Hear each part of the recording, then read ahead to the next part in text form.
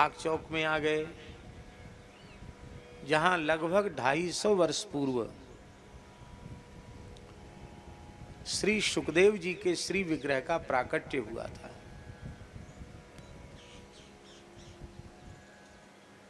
वहां के संस्थापक पूज्य श्री पहाड़ी बाबा को जीवित समाधि लिए हुए 113 वर्षों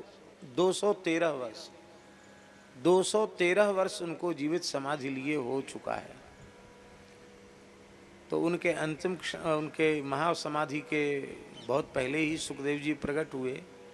तो हम अनुमान लगाते हैं कि लगभग 250 वर्ष पूर्व जब बाबा उसी खाकचौक स्थान में विराज रहे थे, समाधि में थे, उस समय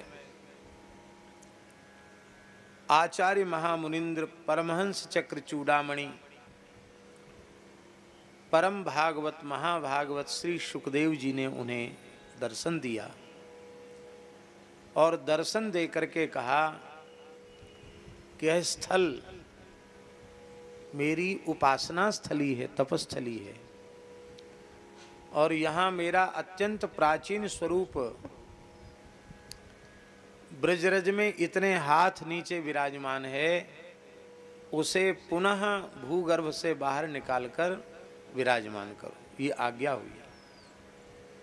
आप अपने ध्यान से उठे तो बाबा तो अपने जीवन में कभी छाया में तो गए नहीं, वृक्ष के नीचे ही रहते थे। आपने अपने धुने की चिमटा से, चिपिया से खोद करके रज के लगभग 8-10 हाथ गहरे से श्री सुखदेव जी के मंगलमय स्वरूप को प्रकट किया। और वह प्राकट्य की तिथि आज ही थी। वैसे भी वैशाख सोमवती अमावस्या को सुखदेव जी का प्राकट्य पौराणिक प्रमाणों के अनुसार हुआ है। और ये संयोग की बात थी कि विग्रह का प्राकट्य भी आज के ही दिन हुआ। हमारे पूज्य गुरुदेव पहाड़ी बाबा महाराज कहते थे, खाकचौक स्थान की सबसे प्राचीन प्रतिमा यही है। रघुनाथ जी तो पीछे विराजमान हुए, पहले सुखदेव जी विराजमान हो गए।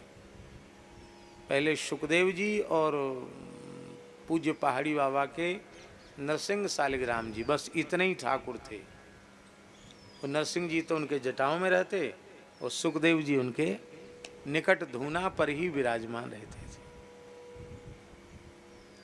पुराने महापुरुष बहुत प्रचार प्रसार वाले नहीं होते थे, क्योंकि जितना प्रचार प्रसार होगा उतनी अधिक भीड़ बढ़ेगी, और जितनी अधिक भीड़ बढ़ेगी उपासना में उतना अधिक विक्षेप होगा। इस भाव से पूज्य महाराज जी ने इसका बहुत अधिक प्रचार प्रसार नहीं किया। हाँ, अमावस्या आती तो कहते आज के दिन सुखदेव जी प्रकट हुए थे, भैया पंचामृत से स्नान करा लो, आरती कर लो, हो गया।